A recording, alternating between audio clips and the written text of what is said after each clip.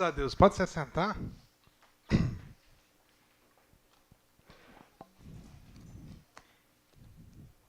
Que a graça e a paz de Jesus nos oriente nessa noite com a sua palavra, amém? Bênção demais a gente estar junto. Esqueci o que eu ia falar. Deu branco aqui. Lembrei por conta da banqueta. Dia 8, quinta-feira agora, que é feriado, às 6h30 da tarde, nós temos o nosso encontro de casais do Dia dos Namorados, tá bom? Então você que é namorado, você que é noivo, obrigado, amor. Você que é casado, você pode estar participando com a gente. Algumas pessoas, alguns casais já fizeram suas inscrições. Se porventura você ainda não fez, você pode estar fazendo, né, Paulinho? Chegou aí hoje, agora, tá namorando esse ano, então, ó, não pode deixar não. Quinta-feira, 6h30 da tarde, é feriado, você vem, nós vamos ter uma noite agradável, com comunhão, com amizade, conversa e também, obviamente, com palavra, com dinâmica e com fundir. E você vai levar para sua casa de brinde uma fundizeira individual ali para você depois estar fazendo também na sua casa os seus fundis também, né? Então é bênção, amém? Irmãos, a temperatura está agradável, tá? A gente desligou um pouco, precisa religar um pouco. Se alguém tiver com muito calor, só levantar a mão, falar ali com o Gil. Fala, Gil, liga aí para nós um pouquinho. Sim, a inscrição é R$100 por casal. Se você, né, a gente combinou que por conta de valor nós não vamos ter dificuldade. Então, é R$100 por casal, você faz a inscrição com o Tony e com a Priscila. Bruno, não estou podendo, não estou agora nesse momento. Sem constrangimento nenhum. Você dá o seu nome do mesmo jeito, você vai vir do mesmo jeito, e você só conversa e fala o que você pode pagar, ou se você não pode pagar nada também, e vem do mesmo jeito, que o importante é dar seu nome e vir, né? Dinheiro nunca foi, nunca será empecilho no reino de Deus.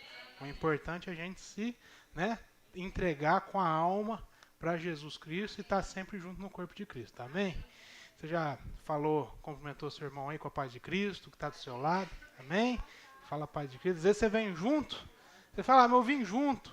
Pois é, mas a gente vem junto no carro, na moto, né, na condução, às vezes até a pé, mas a gente também às vezes nem conversa, é tão corrido, nem dá tempo da gente trocar uma ideia. Então agora a gente, né, você pode falar a paz de Cristo. Eu quero te convidar a abrir sua Bíblia. Aonde, Gil? Aonde? O pastor não falou nada para você? No Evangelho de Lucas, capítulo 7. No Evangelho de Lucas, capítulo 7, verso 36. E nós vamos estudar um pouquinho a respeito de uma passagem que Jesus Cristo, ele fala com duas pessoas. E desde já eu quero que você grave no seu coração, que você entenda. Estou tendo dificuldade danada de enxergar vocês e agora eu entendi o porquê. Eu quero que você grave no seu coração, quero que você entenda que essas duas pessoas às quais Jesus vai se dirigir, elas estão, primeiro, no mesmo ambiente, elas estão com as mesmas pessoas ao redor e elas estão diante do mesmo Cristo. Ok? Elas estão no mesmo ambiente, elas estão com as mesmas pessoas ao redor, elas estão diante do mesmo Cristo, porém elas vão desfrutar de momentos distintos na presença de Deus. E é sobre isso que nós vamos falar hoje. Quer pregar? Não. Lucas 7,36. Convidado por um dos fariseus para jantar, Jesus foi à casa dele e reclinou-se à mesa. Olha só o que está acontecendo. Se você ler depois na sua casa o capítulo todo do capítulo 7, os capítulos anteriores, você vai ver que Jesus está exercendo o seu ministério. E você vai ver que Jesus, ele estava entrando numa cidade cujo, naquele momento que ele estava entrando naquela cidade, estava saindo um cortejo fúnebre. Estava tendo um funeral. Uma mãe viúva velando o seu filho único. Olha que tristeza. E no momento que ele estava saindo ali o caixão, eles estavam se dirigindo para o cemitério para poder enterrar. Quem estava chegando naquela cidade? Jesus Cristo. Enquanto a morte estava reinando, quem estava chegando? a vida. E Jesus vai lá, bate no caixão, e ele faz o quê, pastor Pedro? Ressuscita o filho dessa viúva. A cidade entra em choque. Esse mesmo Jesus começa a ensinar naquela cidade, começa a ensinar, começa a falar coisas, começa a falar a respeito do reino de Deus. Esse mesmo Jesus também exorta a respeito da diferença de pessoas maduras e imaduras. Ele fala sobre pessoas que se comportam como crianças no reino de Deus. Quem são essas pessoas? Pessoas que colocam, que se aborrecem por não haver resposta às suas expectativas. E ele vai exortando, então ele cura, ele opera milagres, ele exorta. Não é só festa, é de tudo, inclusive exortação. E por fim, antes de entrar nessa passagem, Jesus se refere a ele mesmo como Filho do Homem, fazendo menção à promessa de Deus lá em Daniel capítulo 7.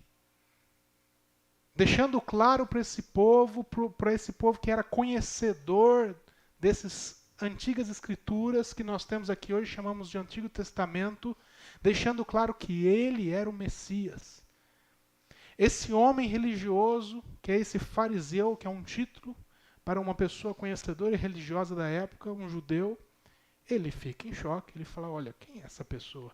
Eu preciso conhecer mais, eu preciso ter um momento em que eu possa me relacionar com esse Jesus, um momento de intimidade com esse Jesus, um momento que eu possa conhecer mais dele, estar na presença dele.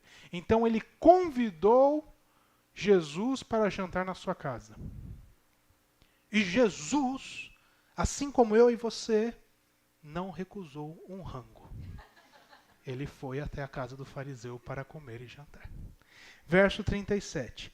Ao saber que Jesus estava comendo na casa do fariseu, certa mulher daquela cidade, uma pecadora, trouxe um frasco de alabastro com perfume e se colocou atrás de Jesus a seus pés. Eu quero que você entenda essa cena, o que está acontecendo agora. Jesus entrou na casa do fariseu. Jesus está ali já conversando, comungando, tendo comunhão com o fariseu e com a sua família. Jesus foi convidado, traz uma cadeira aqui para mim, por favor, Tony, a sentar à mesa, porque o fariseu ele era extremamente hospitaleiro. E aí obrigado. Aí o fariseu convidou Jesus. Pega aqui. Tinha a mesa já posta, a mesa do jantar. Jesus já estava sentado na mesa. Jesus sentou-se na cadeira, já estava na mesa, o jantar já estava rolando, estava todo mundo junto, o tempo estava passando, eles estavam conversando, estavam dialogando, o jogo do Atlético Mineiro do Cruzeiro passou, foi um tumulto na cidade, conversaram do placar, conversaram de tudo, começaram a conversar das coisas mais sérias, das coisas da Bíblia, das coisas que Jesus fazia. De repente, uma mulher dessa cidade, quem que era ela, Bruno? Não sei. A Bíblia não fala. A Bíblia só fala que era uma mulher dessa cidade que era pecadora. Bruno, qual que era o pecado dela? Não sei. A Bíblia também não fala. Está escrito claramente aí em algum lugar? Então, se não está, eu que não vou ficar fazendo, né? Eu não era isso, era isso. Meu irmão, eram os pecados que a gente carregava. Ela simboliza a gente. E essa mulher, ela simplesmente ficou sabendo que o fariseu convidou Jesus. Ela simplesmente pegou um vaso, um recipiente, que eu não vou deixar cair, cheio de perfume. Era um vaso bem menor que esse. A Pamela já está me olhando. Era um vaso bem menor que esse. Era um vaso com perfume. Caro. Tem toda uma simbologia por trás disso, que eu não vou entrar hoje, que não é o tema. Falando sobre a mulher que quebra, sobre o noivo, etc, etc. Não é o tema de hoje nosso. O fato é que essa mulher vem com um vaso de alabastro, um vaso com perfume dentro, caro, tinha preço. Ela entra na casa, Jesus sentado. E a Bíblia diz que ela faz o quê? se colocou atrás de Jesus, provavelmente de joelhos, e agora ela começa a fazer o quê? Chorando, começou a molhar-lhe os pés com as suas lágrimas. Utilizou as próprias lágrimas que saíam de dentro de si para poder lavar os pés de Jesus. Enxugou com seus próprios cabelos, beijou os pés de Jesus e ungiu Jesus com perfume. Eu quero que você entenda o seguinte: se essa mulher entrou na casa, se essa mulher começou a chorar, ao ponto de ter tanta lágrima de lavar os pés de Jesus, ela chorou pouco ou muito? Silencioso ou audível? Tá imaginando a cena? Como é que foi? Que não foi uma coisa simplesmente assim, essa mulher entrou lá e... coisinha rápida, à toa. Isso demorou tempo. Isso demandou tempo. E ela começa ali a chorar. E o que Jesus faz? Tranquilo. Nada. Não intervém. Ela está fazendo o que deve ser feito para Cristo. E Cristo está deixando ela fazer o que ela deve fazer. Ele não atrapalha. E o jantar rolando, com certeza todo mundo parou e ficou perplexo. Não é assim que você ficaria? Então também foi assim que ficou naquele momento. E aquela mulher continuou fazendo isso e Jesus ficou sentado, deixando ela fazer o que ela foi lá fazer. Bom, tendo entendido isso, a gente entende que ela começou então a chorar, começou a molhar os pés com suas lágrimas, enxugou os seus cabelos, beijou e ungiu com perfume. Esse choro é um choro porque a gente está falando de uma mulher pecadora. Nós estamos falando de eu e de você. Quando entramos na presença de Deus, reconhecemos que somos pecadores. É o choro de uma pessoa consciente da sua vida e que diante do Salvador busca endireitar a sua caminhada. O pecador não é uma vítima. Diante da Bíblia, à luz do Evangelho, o pecador nunca foi tratado como uma vítima. O pecador não se vitimiza diante de Deus. O pecador é aquele que é responsável pela sua própria razão, pelas suas próprias atitudes, pelos seus próprios argumentos que carrega consigo, pelos seus próprios achismos, mas que diante de Cristo entende o quão longe está da vontade de Deus. E entende a necessidade de se arrepender, de confessar os seus pecados e de voltar para os caminhos de Cristo Jesus. É isso que causa o choro. É por isso que a Bíblia diz que Deus não procura aqueles que peçam perdão. A Bíblia diz se confessarmos os nossos pecados. Não é se pedirmos perdão. Porque a pessoa faz tudo de errado, fica com um sentimento ruim, chega diante da outra e fala, me perdoa. Para quê? Para aliviar o próprio sentimento de culpa. Por que muitos cristãos não conseguem endireitar sua vida diante de Deus? Porque ao invés de confessarem os seus pecados, estão simplesmente pedindo perdão. E o ato de confessar é o ato de se conscientizar e gerar arrependimento. Estamos entendendo a diferença disso? O ato de simplesmente pedir perdão é fecha a conta, zera, porque amanhã tem mais. Passa a régua na de hoje, Senhor. E amanhã a gente vê o que faz. Deus não procura quem peça perdão. Deus procura quem confesse. Porque ao confessar a gente se conscientiza. E se conscientizando, a gente toma uma decisão de mudança de vida, de transformação de caráter. Essa mulher se arrependeu profundamente. E essa mulher fez tudo isso. Olha o que o arrependimento gera. Você fala assim, nossa, como que essa mulher pode ter chorado, enxugado com seus cabelos, beijado? Porque o arrependimento gera uma entrega integral. Quando nós nos arrependemos de maneira genuína, nós nos entregamos na presença de Deus de maneira integral. entregamos com toda a nossa alma, entregamos aquilo que é mais valioso do ser humano. O que que é? Nosso tempo. Entregamos o nosso tempo para Deus. Entregamos até recursos, se for necessário. Ela entregou um vaso com perfume. Ela entregou de maneira integral, porque o arrependimento gera essa consciência de que agora nós somos de todo, de maneira integral, nós somos do Senhor Jesus. Bom, verso 39. Ao ver isso, gente, a temperatura ainda está bem, precisa ligar. Não? Então tá bom. Mas eu não sou meio... Tenho base. Não sou. Ótimo, obrigado. 39. Ao ver isso, o fariseu que havia convidado disse a si mesmo: se esse homem fosse profeta, saberia quem nele está tocando. Se esse homem aí, Jesus Cristo, fosse de fato um profeta, ele saberia que quem está tocando nele é uma pecadora. Porque o religioso daquela época, e alguns dizem que até nos dias de hoje, ele não se misturava, ele não chegava perto das pessoas que ele julgava ser impuros.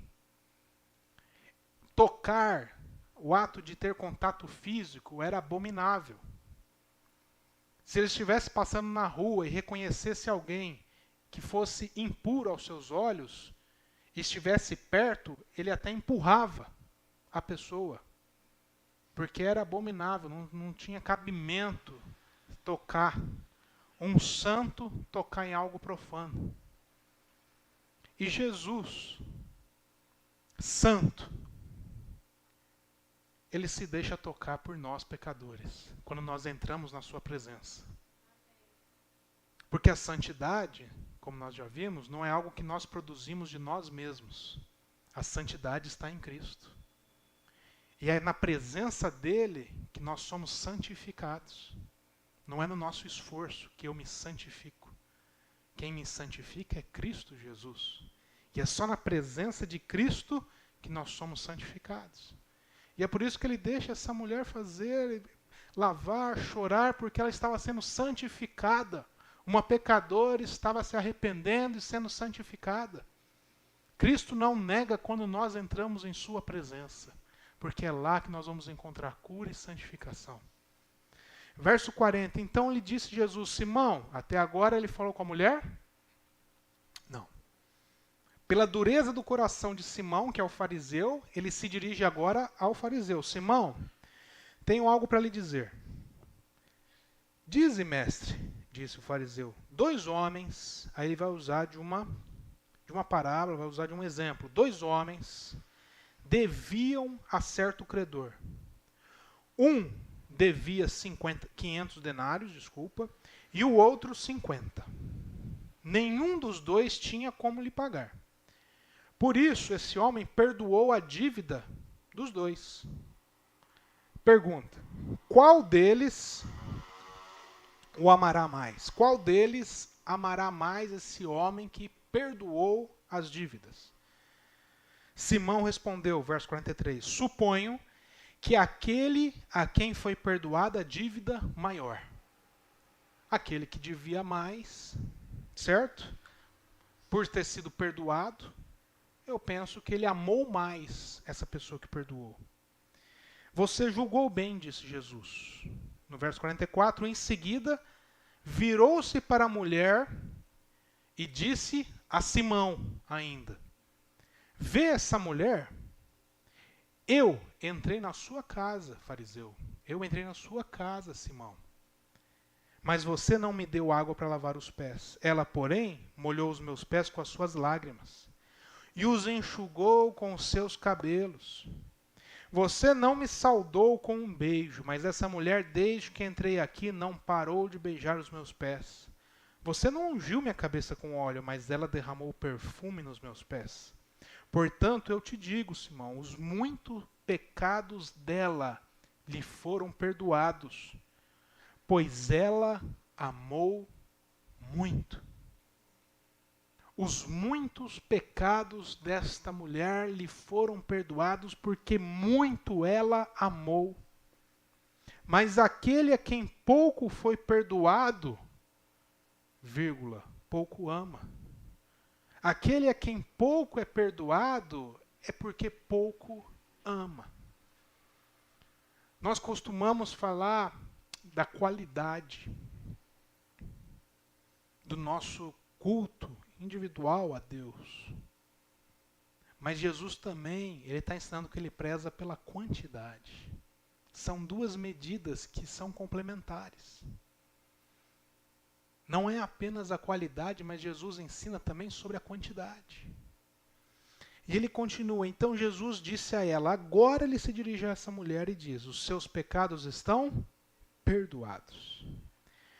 Os outros convidados começaram a perguntar, tinha mais gente junto, tinha mais gente na mesa. Quem é esse que perdoa pecados? 50, Jesus disse à mulher, a sua fé te salvou. Vá em paz. Duas coisas que eu aprendo muito forte com esse texto. Lembra que a gente falou no começo que essas duas pessoas, o fariseu e a mulher pecadora, eles estavam no mesmo ambiente. Eles estavam rodeados das mesmas pessoas, frequentando o mesmo local, diante do mesmo Cristo. Mas cada um, na sua individualidade, desfrutou de momentos distintos com Jesus Cristo. Estamos entendendo isso? Mesmo ambiente, mesmas pessoas, aparentemente tudo igual. Mas aquela mulher saiu de lá em paz. E aquele fariseu não. Isso me ensina que mesmo na intimidade, mesmo tendo relacionamento, esse homem, esse fariseu, estava desfrutando de intimidade com Jesus. Porque ele estava dentro da casa, da sua casa, sentado na mesa de jantar, tendo intimidade, tendo relacionamento, conversando. Então, mesmo na intimidade, mesmo no relacionamento, corremos o risco de não estar entregando tudo, amando muito, se relacionando com intensidade com Jesus Cristo. Mesmo nas nossas intimidades com o Senhor, nós corremos o risco de estarmos como esse fariseu. E a gente pode falar, mas eu me relaciono com Jesus, tudo bem. Mas como está, faça uma análise hoje de como está a sua entrega para Jesus nessa noite. Porque às vezes nós corremos o risco de estar fazendo uma entrega ou superficial, uma entrega que não abre o nosso coração, ou uma entrega ocasional, que é só de vez em quando, é só quando eu necessito, é só quando eu mais preciso que eu procuro Jesus, ela é ocasional. Ou muitas vezes é uma entrega parcial. Eu entro na presença de Deus, eu procuro a Jesus Cristo, mas eu me entrego de maneira parcial. Jesus, aqui está essa área da minha vida que eu estou apresentando para o Senhor. E Jesus está falando, e essa outra área aqui? Porque eu quero ser Senhor da sua vida por completo. E muitas vezes a gente está segurando. Muitas vezes a gente está restringindo. Essa mulher entrou na presença de Jesus e se entregou de corpo, alma e espírito. Ela entregou todas as áreas da sua vida. Ela amou muito e por isso foi muito perdoada. Ela entregou muito para Cristo. Houve intensidade no seu se relacionar com Cristo Jesus. E Jesus Cristo está fazendo uma diferenciação. Às vezes pensamos que não existe, mas Jesus Cristo está fazendo. Ele sabe reconhecer quem se entrega por completo, quem se entrega na sua presença e quem não se entrega. Essa mulher entregou tudo. Entregou muito. E Jesus disse, como ela muito amou, ela muito foi perdoada. E a segunda coisa que eu aprendo com esse texto é que a recompensa, o resultado a consequência, dê o título que você quiser, para quem entrega tudo em Jesus, para quem entra na presença de Jesus Cristo e se entrega totalmente, com integralidade, é receber a paz de Cristo. Essa mulher recebeu a paz de Cristo. Sabe por quanto tempo dura a paz de Cristo? Eternamente. Não tem fim. Jesus disse: a minha paz eu vos dou. Não a dou como esse mundo dá, que é uma paz temporária, é uma paz que depende de circunstâncias favoráveis. Não.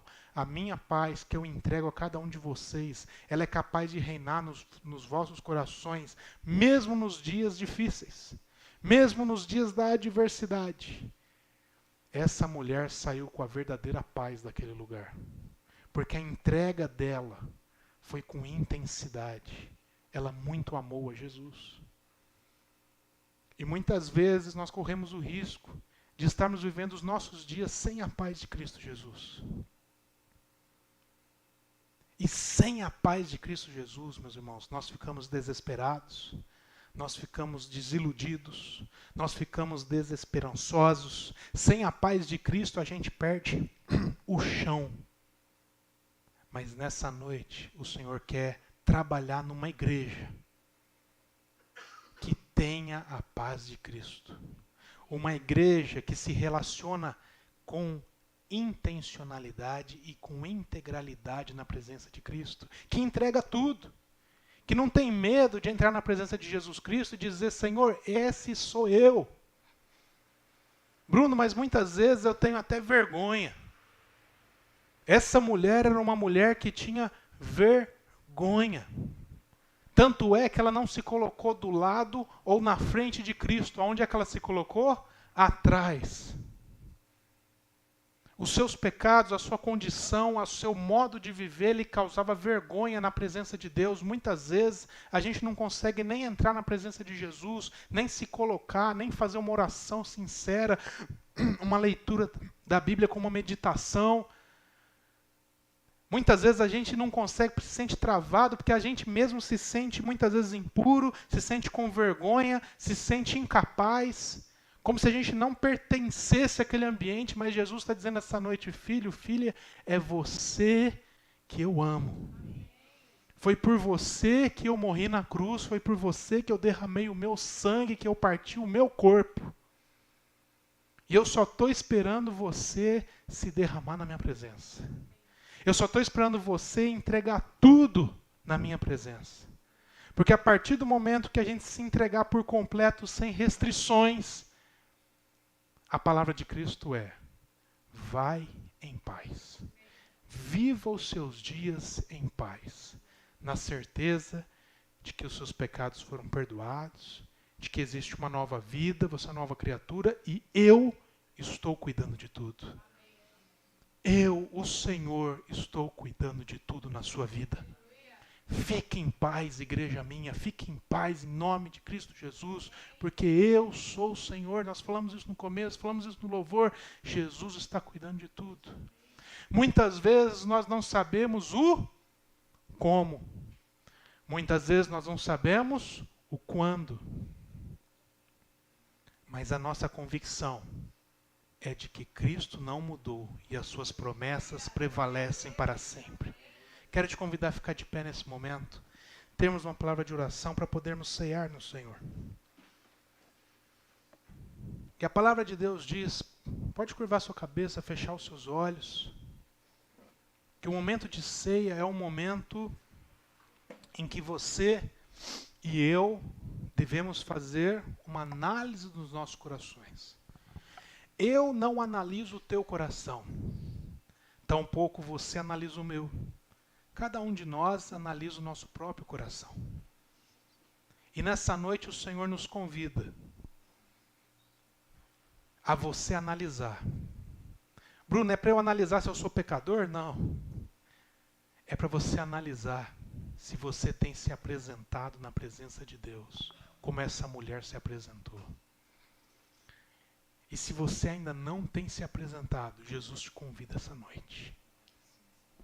O convite de Jesus essa noite é para que eu e você nos apresentemos na presença dele, como essa mulher se apresentou, com o coração aberto, entregando tudo, sem medo, sem receio, colocando tudo na presença de Deus, sem esconder nada, sem medo de perder nada, porque em Cristo nós não perdemos nada, em Cristo nós só ganhamos. A graça nos trouxe salvação, perdão, redenção. O que é que nós podemos perder em Cristo Jesus? Nada. Então Cristo nos convida, filho, filha, se coloca na minha presença, entrega tudo, se entrega por completo, ame muito, ame com intencionalidade e com intensidade ao Senhor que a gente chama de Salvador.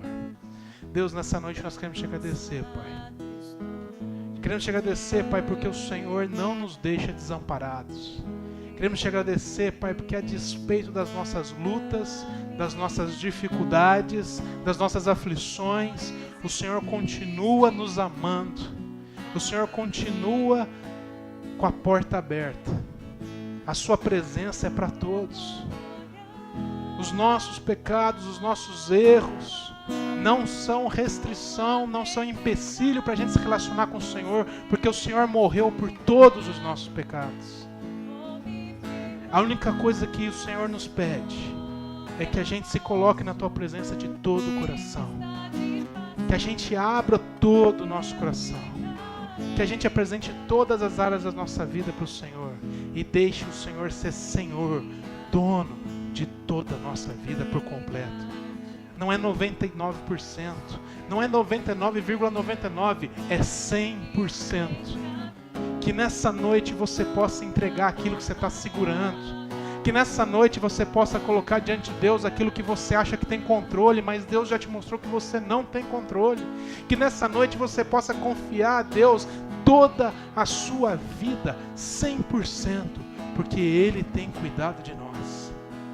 A vontade dEle é boa, perfeita e agradável. E o Senhor tem cuidado de nós.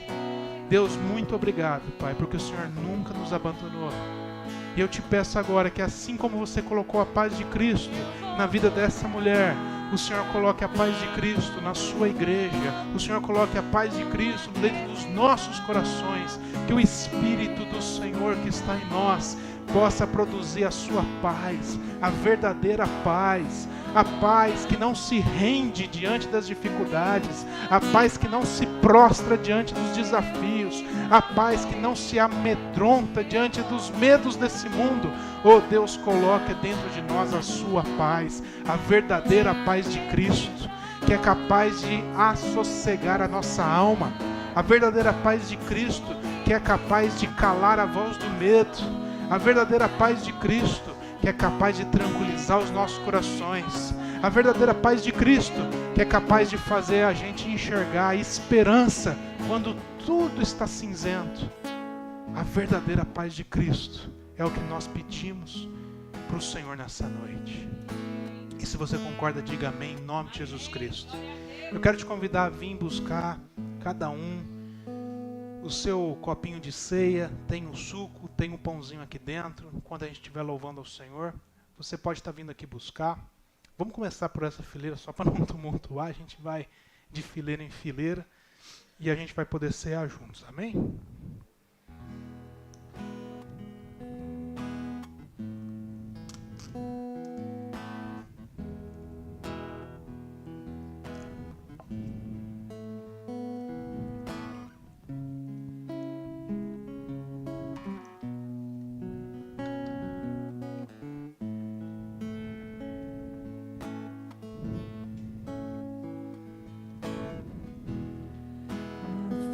Fosses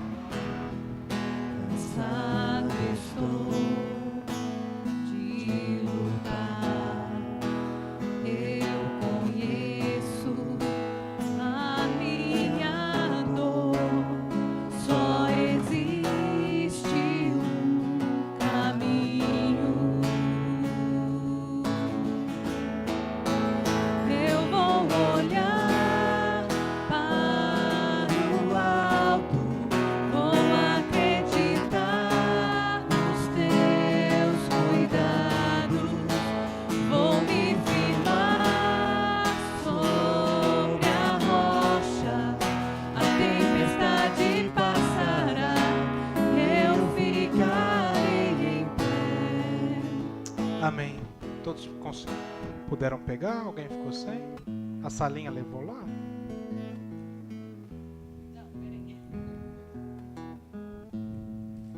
Eu não sei se eles vão vir, se quiser vir também. Eles vão vir ou vai levar? Vai o quê? Vai vir?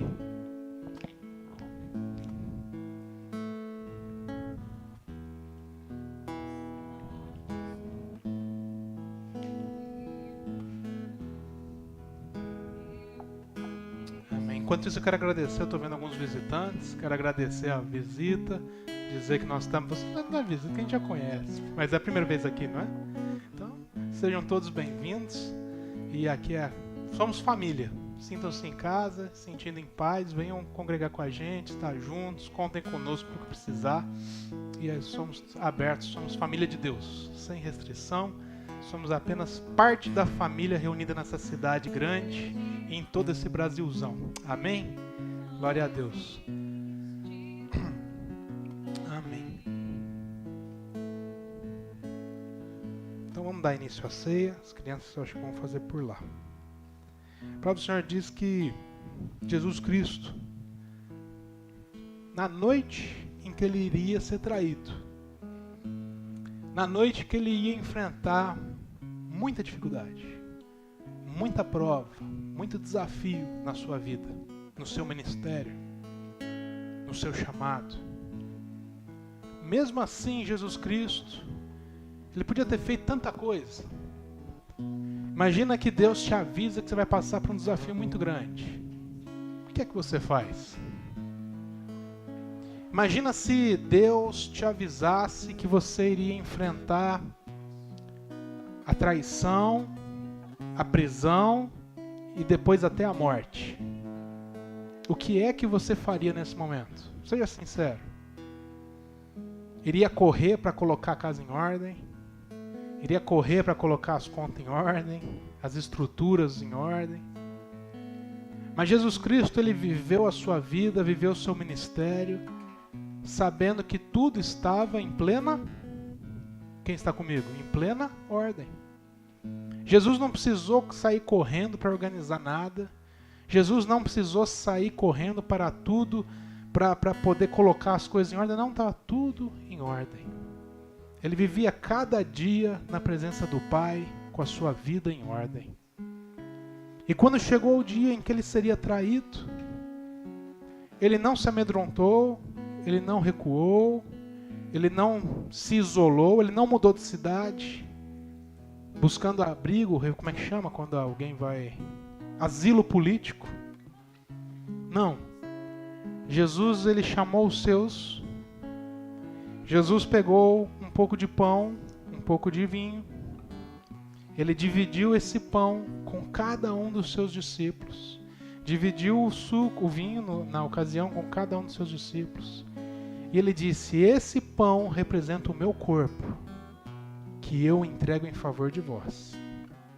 O sacrifício que eu faço em favor da vida de vocês. Façam isso em memória de mim. Esse vinho representa o sangue da nova aliança, o sangue que é derramado para que vocês agora possam chamar Deus de Pai.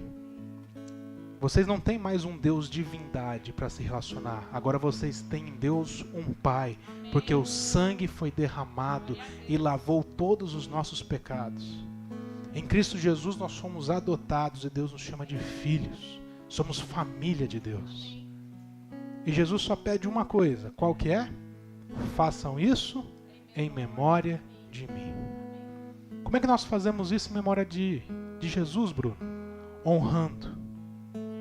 Honrando o sacrifício dele no nosso dia a dia. Com as pessoas que Deus colocou e confiou o nosso convívio.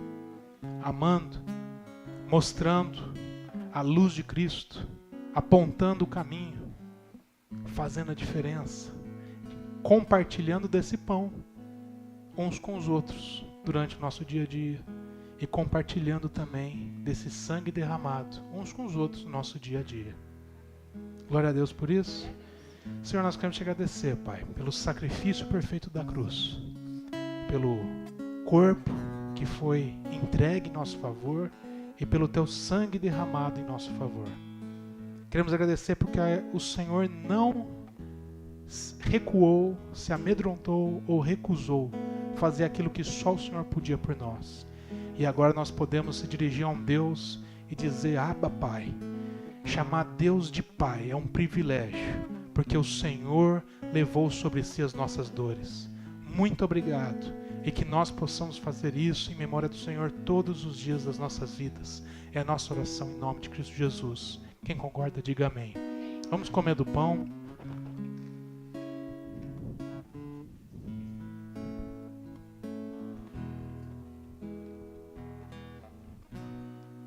E vamos também beber do suco de uva.